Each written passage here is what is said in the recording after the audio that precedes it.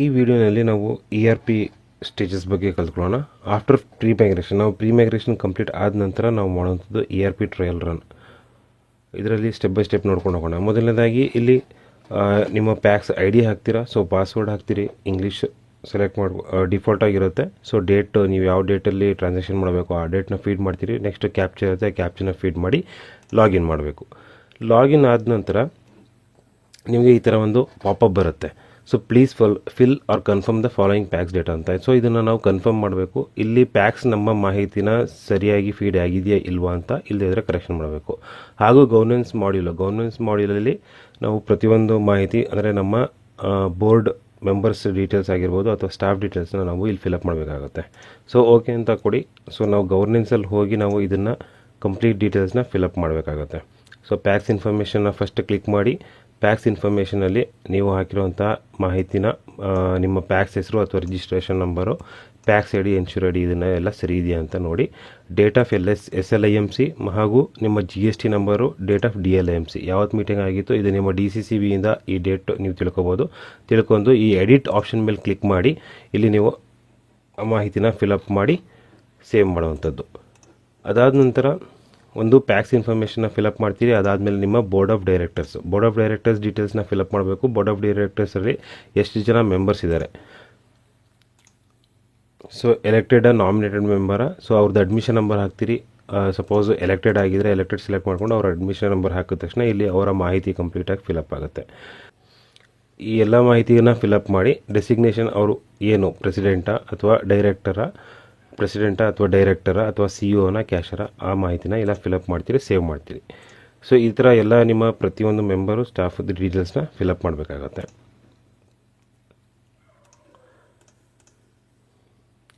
ಅದಾದ ನಂತರ minutes of meetings ಅಂತ ಇದೆ ನೋಡಿ, ಇದ್ರ ಮೇಲೆ ಕ್ಲಿಕ್ ಮಾಡಿ ನೀವು ಯಾವ ಡೇಟಲ್ಲಿ ಯಾವ ಬೋರ್ಡ್ ಮೀಟಿಂಗು ಅಥವಾ ಎನಿ ಅದರ್ ಮೀಟಿಂಗ್ ಟೈಪಲ್ಲಿ ಜನರಲ್ ಬಾಡಿ ಮೀಟಿಂಗ್ ಆಗಿರ್ಬೋದು, ಸಬ್ ಕಮಿಟಿ ಮೀಟಿಂಗ್ ಆಗಿರ್ಬೋದು, ಮ್ಯಾನೇಜ್ಮೆಂಟ್ ಕಮಿಟಿ ಮೀಟಿಂಗ್ ಆಗಿರ್ಬೋದು. ಮ್ಯಾನೇಜ್ಮೆಂಟ್ ಕಮಿಟಿ ಅಂದರೆ ಬೋರ್ಡ್ ಮೀಟಿಂಗು ಯಾವತ್ತು ಸ್ಟಾರ್ಟ್ ಆಯಿತು ಅದರದ್ದು ಡೀಟೇಲ್ಸ್ ಕಂಪ್ಲೀಟ್ ಹಾಕ್ತೀರಿ. ನಿಮ್ಮ ಅಜೆಂಡಾಸ್ ಮತ್ತು ರೆಸೊಲ್ಯೂಷನ್ಸು ಆ ಕಾಪಿನ ಒಂದು ಸ್ಕ್ಯಾನ್ ಮಾಡಿ ಇಲ್ಲಿ ಅಪ್ಲೋಡ್ ಮಾಡುವಂಥದ್ದು. ಆಮೇಲೆ ಅದರದ್ದು ಅಟೆಂಡೆನ್ಸು ಕೂಡ ತೊಗೋಬೋದು. ಇಲ್ಲಿ ಯಾರು ಅಟೆಂಡೆನ್ಸ್ ಆಗಿದ್ರು, ಯಾರು ಪ್ರೆಸೆಂಟ್ ಆಗಿದ್ರು, ಯಾರು ಆಬ್ಸೆಂಟ್ ಆಗಿದ್ರು, ಸೊ ಅದನ್ನು ನೀವು ಇಲ್ಲಿ ಮಾರ್ಕ್ ಮಾಡ್ಬೋದು. ಪ್ಲಸ್ ಮೀಟಿಂಗ್ ಅಜೆಂಡಾ ಡೀಟೇಲ್ಸು ನೀವು ಪ್ಲಸ್ ಅಂತ ಈ ಕ್ಲಿಕ್ ಮಾಡಿ ಅಜೆಂಡಾ ನಂಬರ್ 1 ಸಬ್ಜೆಕ್ಟ್ ಏನು, ರೆಸೊಲ್ಯೂಷನ್ ಅದಕ್ಕೆ ಏನಾಯಿತು, ಸೊ ಅದನ್ನು ಕೂಡ ಫೀಡ್ ಮಾಡ್ಬೋದು. ಸೊ ಇದು ಗವರ್ನೆನ್ಸಲ್ಲಿ ಬಂದು ಇಷ್ಟೇ. ಒಂದು PACS information, board of directors, minutes of meeting, ಯಾವ್ಯಾವ ಮೀಟಿಂಗ್ ಯಾವ್ಯಾವ ಮಾಡ್ತೀರಿ ಅವತ್ತು ನೀವು ಇಲ್ಲಿ ಫೀಡ್ ಮಾಡುವಂಥದ್ದು, proceedings and agendas.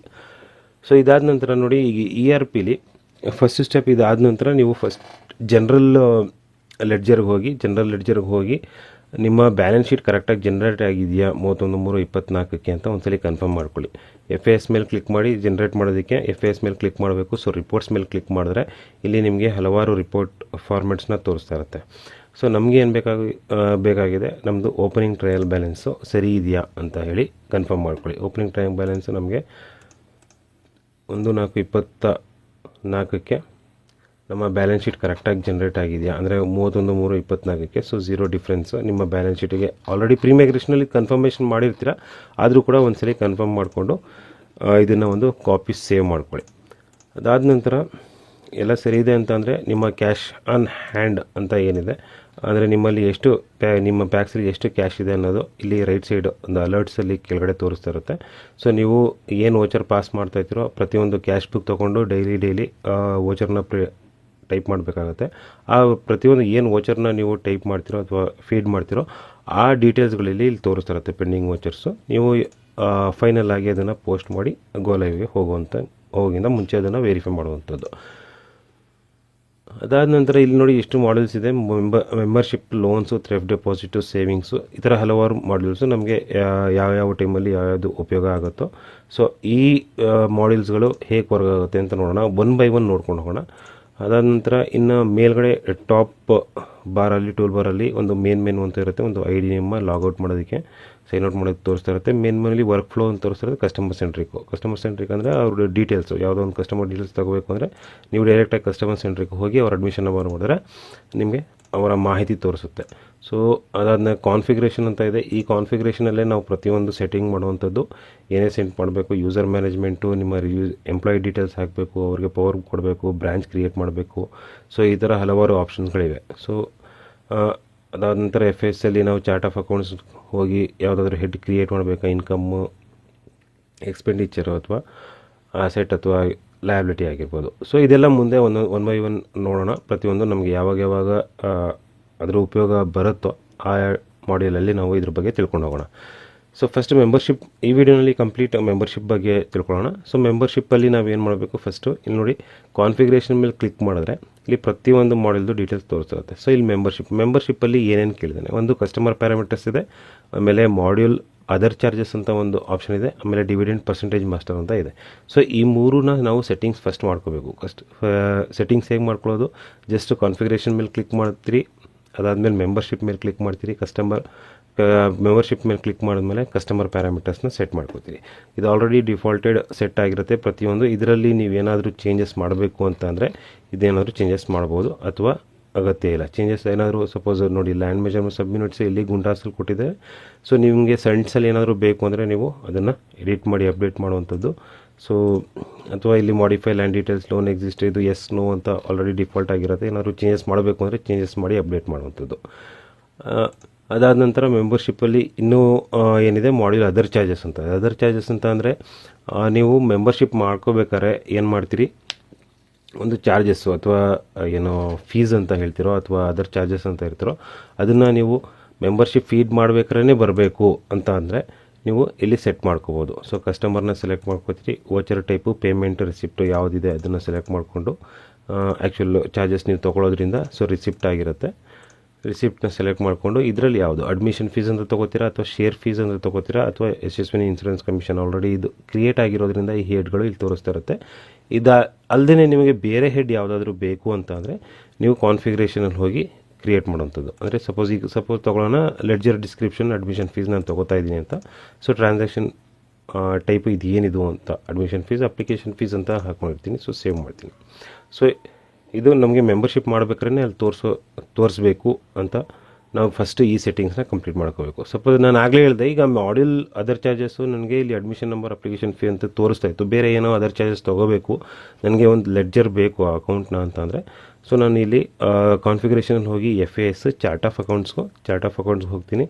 Chart of accounts ಮೇಲೆ ಕ್ಲಿಕ್ ಮಾಡಿದ್ಮೇಲೆ ನನಗೆ ಆ ಹೆಡ್ ಏನು ಬೇಕೋ ಅದನ್ನು ಕ್ರಿಯೇಟ್ ಮಾಡ್ಬೋದು. ಅಂದರೆ ಸಪೋಸ್ ಯಾವುದೋ ಒಂದು ಇನ್ಕಮ್ ತೊಗೋತಾ ಇದ್ದೀರಾ, ಅಪ್ಲಿಕೇಶನ್ ಮಾಡಬೇಕಾದ್ರೆ ನೀವೇನೋ ಸರ್ವಿಸ್ ಚಾರ್ಜಸ್ ಅಂತ ಏನಾದ್ರು ತೊಗೋತಿದ್ರೆ ಸರ್ವಿಸ್ ಚಾರ್ಜಸ್ಸು ಅದು ಇನ್ಕಮ್ ಆಗಿರುತ್ತೆ. ಸೊ ಅದರ್ ಮಿಸಲೇನಿಯಸ್ ಇನ್ಕಮ್ ಅಂತ ಇದೆಯಲ್ಲ, ಈ ಒಂದು ಲೆಡ್ಜರ್ ಕೆಳಗೆ ಒಂದು ಅಕೌಂಟ್ನ ನೀವು ಕ್ರಿಯೇಟ್ ಮಾಡ್ಬೋದು. ಸೊ ಜಸ್ಟ್ ಅಕೌಂಟ್ ಮೇಲೆ ಕ್ಲಿಕ್ ಮಾಡಿ, ಸಪೋಸ್ ನೀವೇನಾದ್ರೂ ಸರ್ವಿಸ್ ಚಾರ್ಜಸ್ ಅಂತ ಏನಾದರೂ ನೀವು ತೊಗೋತಾ ಇದ್ದರೆ ಈ ಥರ ಸಪೋಸ್ ಎಕ್ಸಾಂಪಲ್ಗೆ ಸರ್ವಿಸ್ ಚಾರ್ಜಸ್ ಅಂತ ತೊಗೊಂಡಿದ್ದೀನಿ. ಸೊ ನಿಮ್ಮ ಪ್ಯಾಕ್ಸಲ್ಲಿ ನೀವು ಯಾವ್ಯಾವ ಚಾರ್ಜಸ್ ತೊಗೋತೀರೋ ಅದನ್ನು ನೀವು ಈ ಥರ ಲೆಡ್ಜರ್ನ ಕ್ರಿಯೇಟ್ ಮಾಡ್ಕೋಬೋದು. ಸೊ ಒಂದು ಅಕೌಂಟ್ನ ನಾನು ಕ್ರಿಯೇಟ್ ಮಾಡಿಕೊಂಡ್ರೆ ಈ ಥರ ಕ್ರಿಯೇಟ್ ಆಗುತ್ತೆ ಒಂದು ಅಕೌಂಟು. ಈ ಅಕೌಂಟ್ನ ಕ್ರಿಯೇಟ್ ಆದ ನಂತರ ನಾನು ಪುನಃ ಕಾನ್ಫಿಗ್ರೇಷನ್ ಹೋಗಿ ಮೆಂಬರ್ಶಿಪ್ ಮೇಲೆ ಕ್ಲಿಕ್ ಮಾಡ್ತೀನಿ. ಮಾಡ್ಯೂಲ್ ಅದರ್ ಚಾರ್ಜಸ್ ಮೇಲೆ ಹೋಗಿ ನಾನು ಸೆಟ್ ಮಾಡೋವಂಥದ್ದು. ನೋಡಿ ಇಲ್ಲಿ ಪ್ಲಸ್ ಸಿಂಬಲ್ ಇದೆಯಲ್ಲ, ಅದ್ರ ಮೇಲೆ ಕ್ಲಿಕ್ ಮಾಡಿ ಪ್ರಾಡಕ್ಟ್ನ ನಾನು ಕಸ್ಟಮರ್ಗೆ ಸೆಲೆಕ್ಟ್ ಮಾಡ್ಕೋಬೇಕು, ವೋಚರ್, ರಿಸಿಪ್ಟ್ಸು. ಸೊ ಅದಾದ ನಂತರ ನೋಡಿ ಸರ್ವಿಸ್ ಚಾರ್ಜಸ್ ಅಂತ ಹೆಡ್ ಬಂತು. ಸೊ ಈ ಸರ್ವಿಸ್ ಚಾರ್ಜಸ್ನ ನಾನು ಸೆಲೆಕ್ಟ್ ಮಾಡಿಕೊಂಡೆ ಈ ಹೊಸದಾಗಿ ಕ್ರಿಯೇಟ್ ಮಾಡೋದ್ರಿಂದ. ಸೊ ಇದೇನಾಗಿರುತ್ತೆ, ಇದು ಯಾವ ಕ್ಯಾಟಗರಿಗೆ ಬರುತ್ತೆ ನಿಮಗೆ ಅದನ್ನು ಹಾಕೋಬೋದು. ಅಪ್ಲಿಕೇಶನ್ ಫೀಸು ಅಥವಾ ಅಪ್ಲಿಕೇಶನ್ ಫೀಸ್ ಅಂತಲೇ ತೊಗೊಳ್ಳೋಣ, ಅಥವಾ administrative charges, service charges, administrative charges ಅಂತ ತೊಗೊಂಡು ಸೇವ್ ಮಾಡ್ತೀನಿ. ಸೊ ಇದು ಎರಡನೇ ಸೆಟ್ಟಿಂಗ್ಸು ಮೆಂಬರಲ್ಲಿ. ಇದೇ ರೀತಿ ನಿಮ್ಗೆ ಯಾವುದಾದ್ರೂ ರಿಸಿಪ್ಟ್ ಅಥವಾ ಪೇಮೆಂಟ್ ಏನೇ ಇದ್ದರೂ ಎಷ್ಟೇ ಹೆಡ್ಗಳು ಪ್ಲಸ್ ಮೇಲೆ ಕ್ಲಿಕ್ ಮಾಡಿ ನೀವು ಸೆಟ್ಟಿಂಗ್ಸ್ ಮಾಡ್ಕೋಬೋದು. ಅದಾದ ನಂತರ ಪುನಃ ಇನ್ನೊಂದೇನಿದೆ, ಡಿವಿಡೆಂಡ್ ಪರ್ಸೆಂಟೇಜ್ ಮಾಸ್ಟರು. ಸಪೋಸ್ ನೀವು ವರ್ಷಕ್ಕೊಂದ್ಸಲಿ ಡಿವಿಡೆಂಟ್ನ ಏನು ಕೊಡ್ತೀರೋ ಆ ಡಿವಿಡೆಂಟ್ನ ಫಿಕ್ಸ್ ಮಾಡೋದಕ್ಕೆ ಇಲ್ಲಿ ನೀವು ಹಾಕುವಂಥದ್ದು. ಅಂದರೆ ಸ್ವಲ್ಪ ಈಗ 23, 24 ಮುಗ್ತಿದೆ, ನಾವು ಎಂಟ್ರಿ ಮಾಡ್ತಿರೋದು ಈಗ 24, 25 ಎಂಟ್ರಿ ಸ್ಟಾರ್ಟ್ ಮಾಡಿದ್ದೀವಿ. ಸೊ 24, 25ರಲ್ಲಿ ನೀವೇನಾದರೂ ಡಿವಿಡೆಂಡ್ ಪರ್ಸೆಂಟೇಜ್ ಡಿಕ್ಲೇರ್ ಮಾಡೋದಾದರೆ ಇಲ್ಲಿ ಆ ಇಯರ್ನ ಸೆಲೆಕ್ಟ್ ಮಾಡಿ ಡಿವಿಡೆಂಡ್ ಪರ್ಸೆಂಟೇಜ್ ಫಿಕ್ಸ್ ಮಾಡಿ ಸೇವ್ ಮಾಡಿದ್ರೆ ಸೊ ನಿಮಗೆ ಡಿವಿಡೆಂಡ್ ಕ್ಯಾಲ್ಕುಲೇಷನ್ಗೆ ಈಸಿ ಆಗುತ್ತೆ. ಓಕೆ, ಇಷ್ಟು ಬಂದು ಫಸ್ಟ್ ಕಾನ್ಫಿಗರೇಷನ್ನು ಮೆಂಬರ್ಶಿಪ್ಪಲ್ಲಿ ಸೆಟ್ಟಿಂಗ್ಸ್ ಮಾಡ್ಕೋತೀರಾ. ಅದಾದಮೇಲೆ ನೋಡಿ ಮೆಂಬರ್ಶಿಪ್ ಮಾಡ್ಯೂಲ್ನಲ್ಲಿ ನೋಡೋಣ ಮೆಂಬರ್ಶಿಪ್ ಮಾಡ್ಯೂಲಲ್ಲಿ ಏನಿದೆ ಅಂತ. ಸೊ ಮೆಂಬರ್ಶಿಪ್ ಮೇಲೆ ಕ್ಲಿಕ್ ಮಾಡ್ತೀನಿ. ಮೆಂಬರ್ಶಿಪ್ನಲ್ಲಿ ನೋಡಿ ಇಷ್ಟೊಂದು ಆಪ್ಷನ್ಸ್ ಇದೆ. ಒಂದು ಎನ್ರೋಲ್ ಮಾಡುವಂಥದ್ದು ಮೆಂಬರ್ಗೆ, ಅಥವಾ ಅದರ್ ಡೀಟೇಲ್ಸ್ ಫಿಲಪ್ ಮಾಡುವಂಥದ್ದು, ರಿಜಿಸ್ಟರ್ ಮಾಡುವಂಥದ್ದು, ಮೆಂಬರ್ನ ರಿಜಿಸ್ಟರ್ ಲ್ಯಾಂಡ್ ಇದ್ದರೆ ಆ ಡೀಟೇಲ್ಸ್ನ ಫಿಲಪ್ ಮಾಡುವಂಥದ್ದು. ಆಮೇಲೆ share deposit, share withdrawal 2 option ಇರುತ್ತೆ. ಡಿವಿಡೆಂಟ್ ಕೊಡುವಂಥದ್ದು, so membership closure, so view member, ಇಷ್ಟು ಆಪ್ಷನ್ ಇದೆ. ಇಷ್ಟು ಅಲ್ಲದೆ ಲೆಫ್ಟ್ ಸೈಡ್ ಬಾರಲ್ಲಿ ನಿಮಗೆ ಎನ್ರೋಲ್ ಮೆಂಬರು, ಇಲ್ಲಿ ಏನು ಎನ್ರೋಲ್ ಮೆಂಬರ್ ಅಂತ ಇದೆ ಇಲ್ಲೂ ಕೂಡ ಎನ್ರೋಲ್ ಮೆಂಬರ್ ಅಂತ ಆಪ್ಷನ್ ಇದೆ. ಸೇಮ್ ಇದೆರಡು ಒಂದೇ ಫೀಚರ್ ಆಗಿರುತ್ತೆ. ಇದಾದ ನಂತರ ನೋಡಿ ನೆಕ್ಸ್ಟ್ ಮಾಡಿಫೈ ಮೆಂಬರ್ ಅಂತ ಇದೆ. ಆದರೆ ಮಾಡಿಫೈ ಮೆಂಬರ್ ಅನ್ನೋದು ನಿಮಗೆ ಮೇನ್ ಮೆನುಲಿ ಎಲ್ಲೂ ಕಾಣಿಸಲ್ಲ. ಸೊ ಮಾಡಿಫೈ ಮೆಂಬರ್ ಅಂತ ಅಂದರೆ ನೀವು ಯಾವುದೇ ಒಂದು ಮೆಂಬರ್ನ ಮಾಹಿತಿನ ಮಾಡಿಫೈ ಮಾಡಬೇಕು. ಸಪೋಸ್ ಅಡ್ರೆಸ್ ಚೇಂಜ್ ಆಯಿತು, ಅಥವಾ ಲ್ಯಾಂಡ್ ಡೀಟೇಲ್ಸ್ ಸೆಪ್ರೇಟಾಗಿ ಆ್ಯಡ್ ಆಯಿತು, ಅದು ನಾಮಿನಿ ಡೀಟೇಲ್ಸ್ ಆ್ಯಡ್ ಮಾಡಬೇಕು ಅಂತ ವಿಷಯಗಳನ್ನ ನಾವು ಮಾಡಿಫೈ ಮೆಂಬರ್ನ ಕ್ಲಿಕ್ ಮಾಡಿದ್ರೆ ಅವರ ಮಾಹಿತಿ ತೋರಿಸುತ್ತೆ. ಸೊ ಜಸ್ಟ್ ಕ್ಲಿಕ್ ಮಾಡಿ ನೋಡ್ತೀನಿ. ಮಾಡಿಫೈ ಮೆಂಬರ್ ಬಟನ್ ಮೇಲೆ ಕ್ಲಿಕ್ ಮಾಡಿದ್ರೆ ನನಗೆ ಈ ಥರ ಒಂದು ವಿಂಡೋ ಬರುತ್ತೆ. ಸೊ ಸಪೋಸ್ ನಾನು ಯಾರಾದರೂ ಅಡ್ಮಿಷನ್ ನಂಬರ್ನ ಕ್ಲಿಕ್ ಮಾಡಿ ಅವ್ರದ್ದು ಡೀಟೇಲ್ಸ್ನ ಚೇಂಜಸ್ ಮಾಡಬೇಕು ಅಂತ ಅಂದರೆ ನಾನು ಜಸ್ಟು ಅಡ್ಮಿಷನ್ ನಂಬರ್ ಹಾಕಿ ಟ್ಯಾಬ್ ಹಾಕಿ ನಾವು ಕರೆಕ್ಷನ್ ಮಾಡ್ಬೋದು. ಸಪೋಸ್ ನಂಗೆ ಅಡ್ಮಿಷನ್ ನಂಬರ್ ಗೊತ್ತಿಲ್ಲ ಅಂದಾಗ ನಾನು ಜಸ್ಟು ಹೆಸರನ್ನ ಟೈಪ್ ಮಾಡ್ತೀನಿ. ಟೈಪ್ ಮಾಡಿದ್ರೆ ಸೊ ಆ ಕಸ್ಟಮರ್ ಡೀಟೇಲ್ಸು ನನಗಿಲ್ಲಿ ಬಂದಿರುತ್ತೆ. ಸೊ ಇದರಲ್ಲಿ ಸಪೋಸ್ ಏನಾದರೂ ನಾನು ಚೇಂಜಸ್ ಮಾಡಬೇಕು, ಅದರಲ್ಲಿ ಆ್ಯಡ್ ಅಪ್ ಆಗಬೇಕು ಅಂತ ಅಂದರೆ ಇಲ್ಲಿ ನೋಡಿ ಸ್ಪೌಸ್ ನೇಮ್ ಇರಲಿಲ್ಲ ಇವರಲ್ಲಿ. ಸೊ ಸ್ಪೌಸ್ ನೇಮ್ ನಾನು ಆ್ಯಡ್ ಮಾಡಿದೆ. ಸ್ಪೌಸ್ ನೇಮ್ ಆ್ಯಡ್ ಮಾಡಿ ಸೊ ನೆಕ್ಸ್ಟ್ ಕೊಟ್ಟರೆ ಸೊ ಇಲ್ಲಿ ಏನೇ ಮಾಹಿತಿ ಅಡ್ರೆಸ್ ಡೀಟೇಲ್ಸ್ ಆಗಿರ್ಬೋದು, ಅಥವಾ ನಾಮಿನಿ ಡೀಟೇಲ್ಸ್ ಆಗಿರ್ಬೋದು, ಅಥವಾ ಗಾರ್ಡಿಯನ್ ಡೀಟೇಲ್ಸ್ ಏನಾದರೂ ಇದ್ದರೆ ಏನೇ ಮಾಹಿತಿ ಇದ್ರೂ ಮಾಡಿಫೈ ಮಾಡಿ ನಾವು ಫಿನಿಶ್ ಕೊಟ್ಟರೆ ಸೊ ಮಾಡಿಫೈ ಆಗುತ್ತೆ. ಸೊ ಕಂಪ್ಲೀಟ್ ಮಾಡಿಫೈ ಆದ ತಕ್ಷಣ ಎಸ್ ಅಂತ ಕೊಡಿ, ಮಾಡಿಫೈಡ್ ಸಕ್ಸಸ್ಫುಲಿ ಆಗುತ್ತೆ. ಸೊ ಈ ಕಸ್ಟಮರ್ ಡೀಟೇಲ್ಸ್ ಕಂಪ್ಲೀಟ್ ಈ ಥರ ಒಂದು ಕನ್ಸೆಂಟ್ ಬರುತ್ತೆ ಅವ್ರಿಗೆ ಕೊಡುವಂಥದ್ದು. ಅದಾದಮೇಲೆ ವ್ಯೂ ಮೆಂಬರ್ ಅಂತ ಇದೆ. ವ್ಯೂ ಮೆಂಬರ್ ಮೇಲೆ ಕ್ಲಿಕ್ ಮಾಡಿದ್ರೆ ವ್ಯೂ ಮೆಂಬರ್ ಕೂಡ ಹಾಗೇನೆ. ಸೊ ಆ ಮೆಂಬರ್ನ ಮಾಹಿತಿ ನಾವು ತಿಳ್ಕೋಬೇಕು ಅಂತ ಅಂದರೆ ಜಸ್ಟ್ ಅವ್ರ ಮೇಲೆ ಕ್ಲಿಕ್ ಮಾಡಿ ಅವ್ರದ್ದು ಏನೇನು ಮಾಹಿತಿ ನಾವು ಫೀಡ್ ಮಾಡಿದ್ದೀವಿ ಅಲ್ಲಿ ನಾವು ವ್ಯೂ ಮಾಡ್ಬೋದು. ವ್ಯೂ ಕೂಡ ಮಾಡ್ಬೋದು. ನೋಡಿ ಒಂದು ಮಾಡಿಫೈ ಅಂತಲೂ ಆಪ್ಷನ್ ಇದೆ. ಸೊ ಎಡಿಟ್ ಬಂದರೆ ಇಲ್ಲಿ ಎಡಿಟ್ ಮಾಡಿ ನಾವು ಮಾಡಿಫೈ ಕೂಡ ಮಾಡ್ಬೋದು. ಸೊ ಆಲ್ ಮೆಂಬರ್ಸ್ ವ್ಯೂ ಅಂತ ನೆಕ್ಸ್ಟ್ ಒಂದು ಆಪ್ಷನ್ ಇದೆ. ಆಲ್ ಮೆಂಬರ್ಸ್ ವ್ಯೂ ಅಲ್ಲಿ ನಮಗೆ ಟೋಟಲ್ಲು ನಮ್ಮ ಬ್ರ್ಯಾಂಚಿಗೆ ನಮ್ಮ ಪ್ಯಾಕ್ಸಿಗೆ ಸಂಬಂಧಪಟ್ಟ ಎಲ್ಲ ಮೆಂಬರ್ಸ್ ಡೀಟೇಲ್ಸ್ ಒಂದೇ ಕಡೆ ನನಗೆ ಬೇಕು ನೋಡಬೇಕು ಅಂತ ಅಂದರೆ ನೀವು ಇಲ್ಲೇ ನೋಡ್ಕೋಬೋದು. ಸೊ ಇದನ್ನು ಎಕ್ಸ್ಪೋರ್ಟ್ ಕೂಡ ಮಾಡ್ಕೋಬೋದು PDF-ಗೆ. ಸೊ ಐಡೆಂಟಿಟಿ ಡೀಟೇಲ್ಸು ಹಾಗೆಯೇ ಈ ಥರ ಪ್ರತಿಯೊಂದು ಮೆಂಬರ್ಶಿಪ್ಗೆ ಬೇಕಾಗಿರುವಂಥ ಎಲ್ಲ ಮಾಹಿತಿ ಎಲ್ಲ ನಾವು ಇಲ್ಲಿ ಲೆಫ್ಟ್ ಸೈಡ್ ಮೆನು ಹಾಗೂ ಒಂದು ಮೇನ್ ಮೆನು ಏನಿದೆ ಅದರಲ್ಲೂ ಕೂಡ ನೋಡ್ಕೋಬೋದು. ಸೊ ಮೆಂಬರ್ಶಿಪ್ಪಲ್ಲಿ ಸಪೋಸ್ ಫಸ್ಟ್ ಒಂದು ತಿಳ್ಕೊಳ್ಳೋಣ ಎನ್ರೋಲ್ ನಂಬರ್ ಹೇಗೆ ಮಾಡೋದು. ಎನ್ರೋಲ್ ಮೆಂಬರ್ ಅಂತ ಅಂದರೆ ಈಗ ಸಪೋಸ್ ಯಾವುದೋ ಒಂದು ಕಸ್ಟಮರ್ ಹೊಸದಾಗಿ ನಿಮ್ಮ ಪ್ಯಾಕ್ಸಲ್ಲಿ ಮೆಂಬರ್ ಆಗ್ತಿದ್ದಾರೆ ಅಂತಾರೆ ಅಂದರೆ ಅವ್ರದ್ದು ಏನೇನು ಮಾಹಿತಿ ನೀವು ತೊಗೋಬೇಕು, ಹೇಗೆ ಫಿಲಪ್ ಮಾಡಬೇಕು. ನೋಡಿ ಸಾಫ್ಟ್ವೇರ್ ಬರೋಕ್ಕಿಂತ ಮುಂಚೆ ನಾವು ಲೆಡ್ಜರಲ್ಲಿ ಏನು ಮಾಡ್ತಾಯಿದ್ವಿ, ಒಂದು ಅಪ್ಲಿಕೇಶನ್ ತೊಗೋತಾ ಇದ್ವಿ, ಸ್ವಲ್ಪ ಚಾರ್ಜಸ್ ತೊಗೋತಾ ಇದ್ವಿ, ಆ ಅಪ್ಲಿಕೇಶನ್ ಫೀಸ್ ಅಂತ ತೊಗೋತಾ ಇದ್ವಿ, ಆಮೇಲೆ ಶೇರ್ ಅಮೌಂಟ್ನ ತೊಗೋತಾ ಇದ್ವಿ. ಇಷ್ಟು ಕೂಡ ನಾವು ಒಂದು ಮ್ಯಾನ್ಯುವಲಿ ಕಲೆಕ್ಟ್ ಮಾಡಿಕೊಂಡು ಅವರು ಅಷ್ಟು ಮಾಹಿತಿನ ಅವರ ಫೋಟೋ ತೊಗೊಳೋದು, ಸಿಗ್ನೇಚರು ತಮ್ಮನ್ನ ತೊಗೊಳೋದು, ಇಷ್ಟೆಲ್ಲ ನಾವು ಲೆಡ್ಜರ್ನ ಫೀಡ್ ಮಾಡಿ ಅವರ ಡೆಪಾಸಿಟ್ ಅಮೌಂಟ್ನ ನಾವು ಕ್ಯಾಶ್ ಬುಕ್ಕಿಗೆ ಎಂಟ್ರಿ ಮಾಡ್ತಾಯಿದ್ವಿ. ಸೇಮ್ ಅದೇ ಮಾಹಿತಿನ ನಾವು ಏನು ಮಾಡಬೇಕು, ಸಾಫ್ಟ್ವೇರ್ ಮುಖಾಂತರ ಹಾಕುವಂಥದ್ದು. ಸಪೋಸ್ ಎನ್ರೋಲ್ ಮೆಂಬರ್ ಮೇಲೆ ಕ್ಲಿಕ್ ಮಾಡಿದ ತಕ್ಷಣ ನಾವು ಕಸ್ಟಮರ್ ಟೈಪು ಮೆಂಬರ್ ಆಗಿದ್ದಾರಾ, ನಾಮಿನಲ್ಲ, ಆರ್ಗನೈಸೇಷನ್, ಅಸೋಸಿಯೇಟ್ ಅಂತ ಸೆಲೆಕ್ಟ್ ಮಾಡ್ಕೋಬೇಕು. ಮೆಂಬರ್ ಅಂತ ಅಂದರೆ A class type, A class member ಅಂತ ತಕ್ಷಣ ಎ ಕ್ಲಾಸ್ ಮೆಂಬರ್ ಆಗಿರೋಂಥ ವೋಟಿಂಗ್ ಪವರ್ ಕೊಟ್ಟಿರ್ತಾರಲ್ಲ ಆ ಮೆಂಬರ್ ಡೀಟೇಲ್ಸ್ನ ಹಾಕಿದ್ರೆ ನಾವು ಇಲ್ಲಿ ಏನೇನು ಬೇಕೋ ಅವ್ರ ಮಾಹಿತಿನ ಫಿಲಪ್ ಮಾಡಿ ಅವರ ಹೆಸರಾಗಿರ್ಬೋದು, ಅಡ್ರೆಸ್ ಆಗಿರ್ಬೋದು, gender, age, date of birth, ಇಷ್ಟು ಮಾಹಿತಿನ ನಾವು ಫಿಲಪ್ ಮಾಡಿ ಸೊ ನೆಕ್ಸ್ಟ್ ಅಡ್ರೆಸ್ ಡೀಟೇಲ್ಸ್ ಇರುತ್ತೆ, nominee details, guardian details. So ನಾವೇನು ಮಾಡಿಫೈಲ್ ಆಗಲಿ ತೋರಿಸಿದೆ ಅದೇ ಆಪ್ಷನ್ಗಳಿರುತ್ತೆ. ಫಿಲಪ್ ಮಾಡಿ ಸೇವ್ ಮಾಡೋವಂಥದ್ದು. ಫಿಲಪ್ ಮಾಡಿ ಸೇವ್ ಮಾಡಿ ಪ್ಲಸ್ ಅವ್ರದ್ದು ಫೋಟೋ ಹಾಗೂ ಸಿಗ್ನೇಚರ್ನ ನಾವು ಅಪ್ಲೋಡ್ ಮಾಡ್ಬೋದು. ನೋಡಿ ನಾನು ಜಸ್ಟ್ ಫೋಟೋ ಮೇಲೆ ಕ್ಲಿಕ್ ಮಾಡಿದೆ. Do want to capture with webcam ಅಂತ ಇರುತ್ತೆ. ವೆಬ್ ಕ್ಯಾಮಿಂದನೂ ನಾವು ಡೈರೆಕ್ಟಾಗಿ ಕ್ಯಾಪ್ಚರ್ ಮಾಡ್ಬೋದು. ಕಸ್ಟಮರ್ ಮುಂದೆ ಇದ್ದಾಗ ಅವ್ರದ್ದು ವೆಬ್ ಕ್ಯಾಮ್ ಮುಂದೆ ಅವ್ರನ್ನ ಕೂರಿಸಿ ಅವ್ರನ್ನ ಫೋಟೋ ತೊಗೊಂಡು ನಾವು ಇದನ್ನು ಅಪ್ಲೋಡ್ ಮಾಡ್ಬೋದು. ಅಥವಾ ಇಲ್ಲ ಅಂತಂದರೆ ಅವರು ಫೋಟೋನ ಸ್ಕ್ಯಾನ್ ಮಾಡಿ ಕೂಡ ನಾವು ಅಪ್ಲೋಡ್ ಮಾಡ್ಬೋದು. ವೆಬ್ ಕ್ಯಾಮ್ ಬೇಡ ಅಂತಂದರೆ ಜಸ್ಟ್ ನೋ ಅಂತ ಕ್ಲಿಕ್ ಮಾಡಿದ್ರೆ ನಮ್ಮ ಸಿಸ್ಟಮ್ಗೆ ಹೋಗುತ್ತೆ. ನಾವು ಸಿಸ್ಟಮಲ್ಲಿ ನಾವು ಏನು ಸೇವ್ ಮಾಡಿರ್ತೀವೋ ಅವ್ರ ಫೋಟೋನ ಅಲ್ಲಿಂದ ನಾವು ಅಪ್ಲೋಡ್ ಮಾಡೋವಂಥದ್ದು. ಸಿಗ್ನೇಚರ್ ಕೂಡ ಹಾಗೇ ಅಪ್ಲೋಡ್ ಮಾಡಿ, ತಂಬು ಇಂಪ್ರೆಷನ್ ಕೂಡ ಹಾಗೇ ನಿಮ್ಮ ಬಯೋಮೆಟ್ರಿಕ್ಕಿಂದ ನೀವು ಡೈರೆಕ್ಟಾಗಿ ಅವ್ರದ್ದು ತಮ್ಮ ಇಂಪ್ರೆಷನ್ ಅಪ್ಲೋಡ್ ಮಾಡ್ಬೋದು, ಅಥವಾ ಅದು ಫೋಟೋನ ಸ್ಕ್ಯಾನ್ ಮಾಡಿ ನಾವು ಅಪ್ಲೋಡ್ ಮಾಡ್ಬೋದು. ಸೊ ಇಷ್ಟು ಬಂದು ಸಿಗ್ನೇಚರ್ ಆದ ನಂತರ ಪ್ರತಿಯೊಂದು ಮಾಹಿತಿನ ಅವ್ರದ್ದು ಲಾಸ್ಟ್ ನೇಮು, ಫಸ್ಟ್ ನೇಮು, ಅವ್ರದ್ದು ಮೆಂಬರ್ ನೇಮು ಆಟೋಮೆಟಿಕ್ಕಾಗಿ ಬರುತ್ತೆ, ಫಸ್ಟ್ ನೇಮ್ ಲಾಸ್ಟ್ ನೇಮ್ ಹಾಕಿದಾಗ. ಸೊ ಅವ್ರ ಹೆಸರು, Aadhaar card number, so name as per Aadhaar ಏನಿದೆ, ವೆರಿಫೈಡ್ KYC ಆಫ್ಲೈನ್ ಆಗಿದೆಯಾ ಅಥವಾ DCCB ವೆರಿಫೈ ಆಗಿದೆಯಾ, ಡೇಟ್ ಆಫ್ ಬರ್ತ್ ಇದೆಯಾ, ಇಷ್ಟು ಪರ್ಸ್ನಲ್ ಡೀಟೇಲ್ಸ್ನ ಫಿಲಪ್ ಮಾಡಿ. ಫಿಲಪ್ ಮಾಡಿದ್ಮೇಲೆ ನೆಕ್ಸ್ಟು ಅಡ್ರೆಸ್ ಡೀಟೇಲ್ಸ್ನ ಫಿಲಪ್ ಮಾಡಬೇಕು. ಫಸ್ಟ್ ಕಮ್ಯುನಿಕೇಷನ್ ಅಡ್ರೆಸ್ಸು ಫಿಲಪ್ ಮಾಡ್ತೀರಿ. ಸೊ ಸೇಮ್ ಆ್ಯಸ್ ಇದ್ದರೆ, ಸೊ ಕೆಳಗಡೆ ಪರ್ಮನೆಂಟ್ ಅಡ್ರೆಸ್ ಸೇಮ್ ಆ್ಯಸ್ ಅಂತ ಕೊಟ್ಟು ಟಿಕ್ ಮಾಡಿದ್ರೆ ಅದು ಆಟೋಮೆಟಿಕ್ಕಾಗಿ ಫಿಲ್ ಆಗುತ್ತೆ.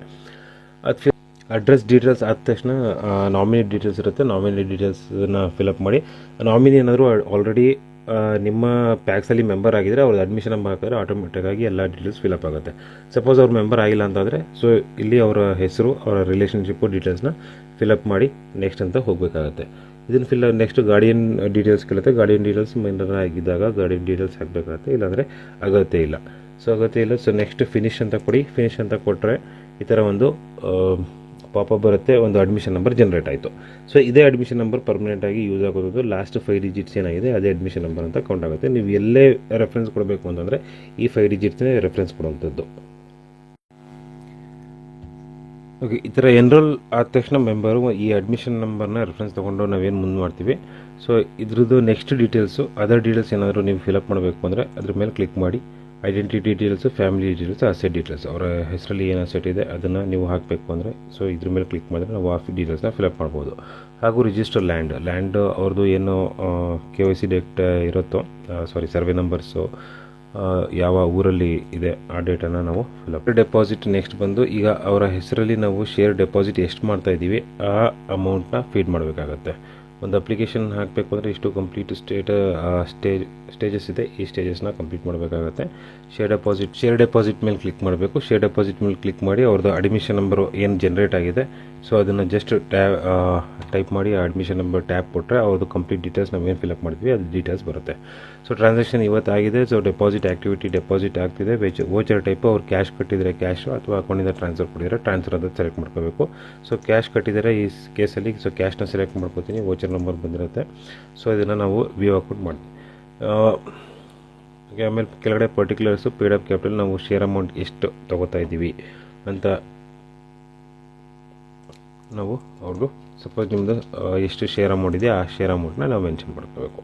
ಇಲ್ಲ ಅಮೌಂಟ್ ಆದ ತಕ್ಷಣ ಒಂದು 1000 ರೂಪೀಸ್ ಅಂತ ಅಮೌಂಟ್ ಇಲ್ಲಿ ವರ್ಡ್ಸಲ್ಲಿ ಬರುತ್ತೆ. ಈ ಟೋಟಲ್ ಅಮೌಂಟ್ ಬಂದಿರುತ್ತೆ. ಸೊ ಎಲ್ಲ ಸರಿ ಇದೆ ಅಂತ ಅಂದರೆ ನಾವು ಸೇವ್ ಮಾಡುವಂಥದ್ದು. ಪ್ಲಸ್ ನಾವು ಅಮೌಂಟ್, ಈಗ ಶೇರ್ ಅಮೌಂಟ್ ಅದನ್ನು ಕಳೀತಾ ಇದ್ದೀವಿ ಅಂತಂದರೆ ಇಲ್ಲಿ ಆ್ಯಡ್ ಅದರ್ ಪಾರ್ಟಿಕ್ಯುಲರ್ಸ್ ಅಂತ ಇದೆಯಲ್ಲ, ಇದ್ರ ಮೇಲೆ ಕ್ಲಿಕ್ ಮಾಡಿದ್ರೆ ನೋಡಿ, ನಾವು ಆಲ್ರೆಡಿ ಒಂದು ಏನು ಸೆಟ್ಟಿಂಗ್ಸಲ್ಲಿ ಹೋಗಿ ನಾವು ಅಡ್ಮಿಷನ್ ಫೀ ಮತ್ತು ಸರ್ವಿಸ್ ಚಾರ್ಜಸ್ನ ತೊಗೋಬೇಕು ಅಂತ ಇದ್ವಿ. ಸೊ ಅದ್ರ ಮೇಲೆ ಕ್ಲಿಕ್ ಮಾಡಿ ನಾವು ಸಪೋಸ್ ಅಡ್ಮಿಷನ್ ಚಾರ್ಜಸ್ 100 ರೂಪಾಯಿ ಅಂತ ತೊಗೊಳ್ತಾ ಇದ್ದೀವಿ ಅಂತಂದರೆ ನಾವು ಇದನ್ನು ಕ್ಲಿಕ್ ಮಾಡಬೇಕು. ಆ್ಯಂಡ್ ಸರ್ವಿಸ್ ಚಾರ್ಜಸ್ಸು ನಾವು 50 ರೂಪೀಸ್ ತೊಗೋತಾ ಇದ್ದೀವಿ ಅಂತ ಇದನ್ನು ಕ್ಲಿಕ್ ಮಾಡಿ ಆ್ಯಡ್ ಅಂತ ಕೊಡಬೇಕು. ಆ್ಯಡ್ ಅಂತ ಕೊಟ್ಟರೆ ಸೊ ಟೋಟಲು 1000 ರೂಪಾಯಿ ಪ್ಲಸ್ 100 ರೂಪಾಯಿ ನಮ್ಮ ಅಡ್ಮಿಷನ್ ಫೀಸ್ ಆಗಿರುತ್ತೆ. ಸೊ ಸರ್ವಿಸ್ ಚಾರ್ಜಸ್ 50 ರೂಪಾಯಿ ಆಗುತ್ತೆ. ಸೊ ಟೋಟಲ್ 1150 ರೂಪೀಸ್ ಟೋಟಲ್ ತೋರಿಸಿರುತ್ತೆ. ಅಷ್ಟು ಅಮೌಂಟ್ ಇಲ್ಲೇ ವರ್ಡ್ಸಲ್ಲಿ ತೋರಿಸುತ್ತೆ. ಸೊ ಸರಿ ಇದೆ ಅಂತಂದರೆ ನಾವು ಸೇವ್ ಅಂತ ಜಸ್ಟ್ ಸೇವ್ ಬಟನ್ನ ಕ್ಲಿಕ್ ಮಾಡಿದ್ರೆ ಈ ಟ್ರಾನ್ಸಾಕ್ಷನ್ ಸಕ್ಸಸ್ಫುಲ್ ಆಗುತ್ತೆ. ಸೊ ಇವ್ರ ಹೆಸರಲ್ಲಿ 1000 ರೂಪಾಯಿ ಡೆಪಾಸಿಟ್ ಆಗುತ್ತೆ. ನಮ್ಮ ಕ್ಯಾಶು ಇನ್ಕ್ರೀಸ್ ಆಗುತ್ತೆ. ನಮ್ಮ ಕ್ಯಾಶ್ ಬುಕ್ಕಲ್ಲಿ ಅಮೌಂಟು ಇನ್ಕ್ರೀಸ್ ಆಗುತ್ತೆ. ಓಕೆ, ಸೊ ಇಷ್ಟು ಬಂದು ನಾವು ಕಂಪ್ಲೀಟ್ ಒಂದು ಹೊಸ ಮೆಂಬರ್ ಆ್ಯಡ್ ಮಾಡೋವಂಥದ್ದು.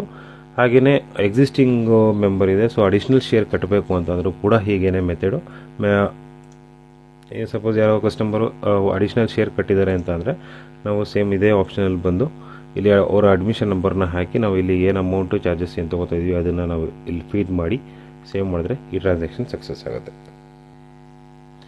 ಅದಾದ ನಂತರ ಶೇರ್ ವಿಡ್ರಾಲ್ ಇದೆ. ಸಪೋಸು ಯಾರೋ ಕಸ್ಟಮರು ಕ್ಲೋಸ್ ಆಗ್ತೋ ಅಥವಾ ಡೆತ್ ಆಯಿತೋ ಏನೋ ಒಂದು ಕೇಸ್ ಆಗಿ ಅವರು ಶೇರ್ ವಿಡ್ರಾನ ಮಾಡ್ತಾ ಇದ್ದಾರೆ ಅಂತ ಅಂದರೆ ಸೊ ಶೇರ್ ವಿಡ್ರಾಲ್ ಮೇಲೆ ಕ್ಲಿಕ್ ಮಾಡಿ.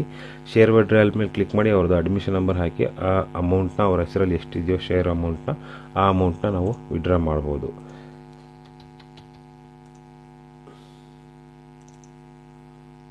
ಈಗ ಈ ಕಸ್ಟಮರ್ ಹೆಸರಲ್ಲಿ 150 ರೂಪಾಯಿ ಇದೆ, ಶೇರ್ ಅಮೌಂಟ್ ಇದೆ. ಈ ಶೇರ್ ಅಮೌಂಟ್ನ ಇವರು ವಿಡ್ರಾ ಮಾಡಬೇಕು ಅಂತಂದರೆ ನಾವು ಜಸ್ಟ್ 150 ಇಲ್ಲಿ ಅಮೌಂಟ್ ಟೈಪ್ ಮಾಡುವಂಥದ್ದು. ಟೈಪ್ ಮಾಡಿ ಈ ಟ್ರಾನ್ಸಾಕ್ಷನನ್ನು ಸೇವ್ ಅಂತ ಕೊಟ್ಟರೆ ಸೊ 150 ರೂಪೀಸ್ ಅವರ ಶೇರ್ ಅಮೌಂಟು ನಮ್ಮ ಶೇರ್ ಅಮೌಂಟಲ್ಲಿ ವಿಡ್ರಾ ಆಗುತ್ತೆ. ಸೊ ಕಂಪ್ಲೀಟ್ ಮೆಂಬರ್ಶಿಪ್ ಬಗ್ಗೆ ಈ ವಿಡಿಯೋನಲ್ಲಿ ಮುಗಿಸಿದ್ದೀವಿ. ಸೊ ಮುಂದಿನ ದಿನಗಳಲ್ಲಿ ಇನ್ನೂ ಹಲವಾರು ಏನು ಮಾಡಲ್ಸ್ ಇವೆ ಅದ್ರ ಬಗ್ಗೆ ಒಂದೊಂದಾಗಿ ನಾವು ತಿಳ್ಕೊಂಡು ಹೋಗೋಣ. Thank you very much.